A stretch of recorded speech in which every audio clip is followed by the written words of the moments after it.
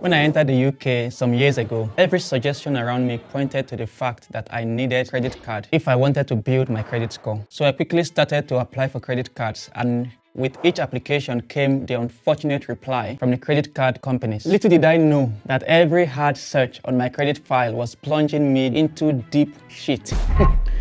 Within a very short period, I had made multiple attempts at getting a credit card. By the time I finally managed to qualify for one, my credit score had become so low that I had to start taking deliberate and intentional steps to resuscitate it. So of recent, now that I know better, I have become an advocate of not getting a credit card unless you have already damaged your credit score and you need to recover it quickly. Obviously, some credit card companies may still consider you even if you have a somewhat bad credit rating. But in this video, I will share with you a few simple things that you can do to build your credit score without any credit card. Do you know how I came to this realization? It was my wife and one of my friends here. These people are very debt averse. They were just doing the simple things while building their address history in the UK. And their credit score has been steadily increasing and rising, unlike mine. It's seriously?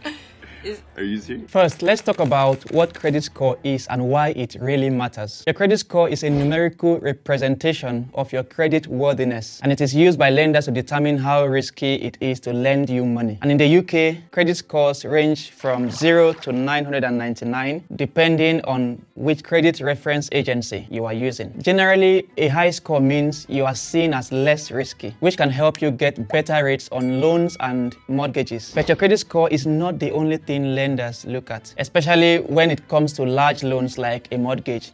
So I really don't understand why people keep talking about credit card as a means of building your credit score, as if that's all that there is. Now let's discuss how you can build your credit score without relying on a credit card. Tip number 1, register on the electoral roll. It might seem unrelated, but being on the electoral roll is crucial for your credit score. It helps lenders verify your identity and your address, which also in turn boosts your credibility. And you can easily register for this online. You can just go on Google and type electoral roll registration and then go on the government website and fill out the form. Now, this simple step can make a significant difference. Here's what I tell people now. Just building a solid long address history and registering on the electoral roll for every address you've lived will have a significant effect on building your credit file. Now, next, make sure to pay your bills on time. This can include things like rent, utilities, phone bills, and even streaming services. Usually, rent may not reflect on your credit file depending on how your landlord works it out. But you see things like utilities,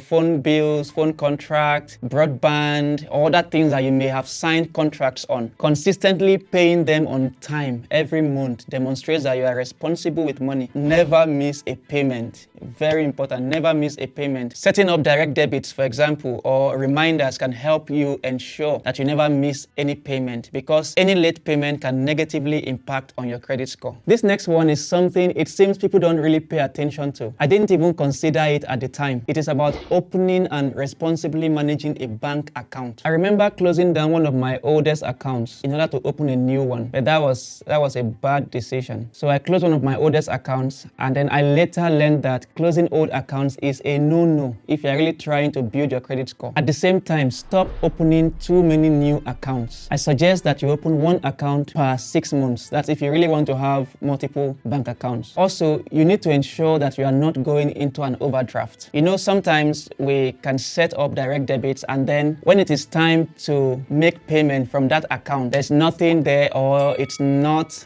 up to the direct debit amount. This might create an overdraft debt in your account. It's really important that you pay it off as soon as possible. Now, you know already what this next one is about.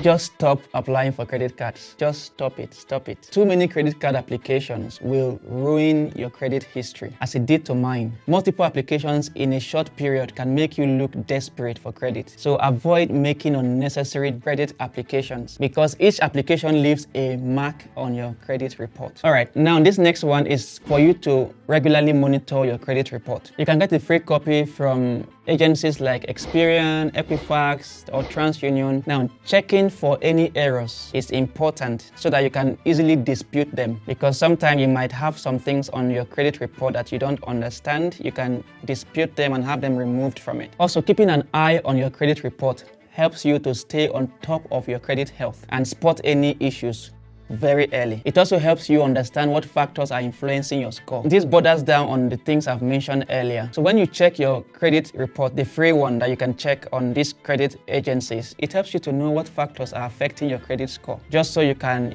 modify them and get things sorted. And there you have it. So building your credit score without a credit card is entirely possible. Just follow these tips I've shared and stay consistent. Don't be in a hurry at all. I was in a hurry and see where it has landed me. Don't be in a hurry. If you have any other tips at all I may have missed, please drop them in the comment section below. Here's the next video you can watch to learn about some of the avoidable mistakes I made in the last 4 years here and the lessons I learned. Now, if you found this video helpful, please give it a thumbs up and don't forget to subscribe for more content like this one. Until I see you again on the next one, bye for now.